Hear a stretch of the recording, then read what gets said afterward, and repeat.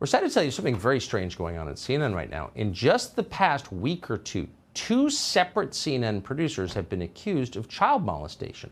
One of them was a man called John Griffin. He was just indicted by a federal grand jury for attempting to, quote, induce minors to engage in unlawful sexual activity. We're not going to get into details. They're horrifying. He's been fired.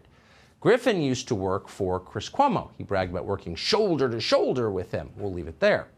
Then just days after that story, Project Veritas exposed another creep at CNN. They published graphic text messages and a video of a CNN producer, apparently CNN producer, fantasizing about molesting a child. Project Veritas said the producer also allegedly sought explicit photographs of that child. So we called over to CNN to ask, is this one of your employees? We have the name. We're not going to air it because none of this has gone to trial. But does he still work there? They didn't get back to us. But this seems like a real story. So to put it into context, as of today, there are more accused pedophiles at CNN than Americans who have died of the so-called Omicron variant that's supposed to be so deadly.